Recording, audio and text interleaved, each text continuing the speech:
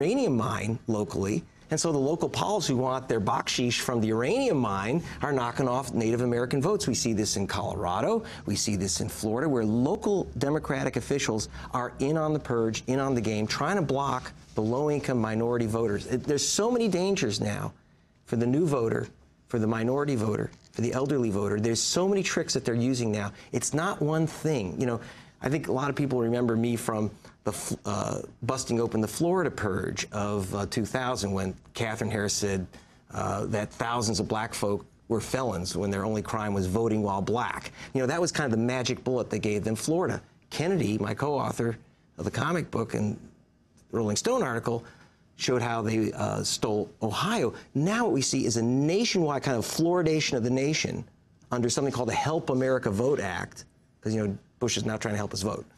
It's under Help America Vote Act, where it's like a whole series of things. So we have the mass purges. We have new ID laws. How many new voters in America that have just signed up, and all of those Obamaniacs, realize that if you mail in your ballot on a first-time vote, almost every state requires you to also include a photocopy of your government ID. Obama's going to lose 1 million votes from absentee ballots, which are mailed in without ID. It's a new requirement. They don't tell you that. In some cases, like Kentucky, you have to notarize it. I mean, it's completely out of control, the mass purging.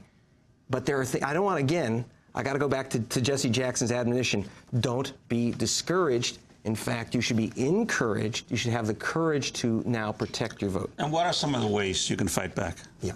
Well, in Steal Back Your Vote, we actually, besides a wonderful comic book, we have a pull-out page, which you can get at stealbackyourvote.org. That we have print copies, download them right now, stealbackyourvote.org. But some of the things you can do is, first of all, don't mail in your ballot. There's just too many ways that they can throw it out. You didn't have your ID, you didn't have your, you know, you're on some type of purge list, you don't know it. Vote early, today, right now in Ohio. What are you doing after this program? You're voting, that's what you're doing. In Ohio, in Indiana, you can vote right now. In Florida, you can vote right now in many states. Because if you are on a purge list, Amy and Juan, then you have time to correct it, to screen. We also have the 800 number from the Election Protection. So that, bring this in with you, by the way, please. Don't leave the voting booth. And then we say things like, that's number 4. Just go 1, 2, 3, 4, 5, 6, 7. 1, don't mail in your ballot. Don't go postal. 2nd, vote early. Vote now. 3, register and register. What we mean by that is check your registration. We give you a place to go from our sponsor, Voto Latino. We also have this in Spanish. Voto Latino. You mean you go online? Go online to stealbackyourvote.org, and then you can check your registration and see if you're valid, how you're registered, because you better know how it's spelled. If you're Robert F. Kennedy Jr., you better have ID that says Jr. on it. The 4th thing is vote unconditionally, not provisionally. 3 million people were handed provisional ballots. Now, if you're a white listener to this program, you may not know what a provisional ballot is. If you're Hispanic or you're black, you sure know what it is, because they gave out 3 million, almost all in minority areas.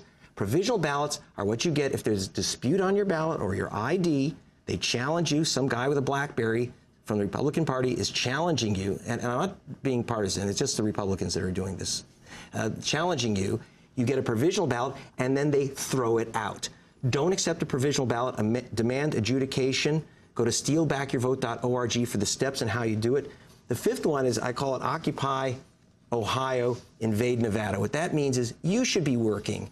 You should be working on Election Day. You should vote early now, and on Election Day, help people get out the word, get out the comic book, get out, get out the protection. You can't win anymore by 51%. You got to win by 56. I'm not an Obama supporter, but I do believe that every single vote should count. 6, we call it data voter, as our sponsor Jesse Jackson said. Arrive with 5. But and what we say is, like bowling in love, don't vote alone. The reason is you have to protect each other. And when you go in a group, it's a lot easier to have the courage to stand up to the vote thieves when they're challenging you.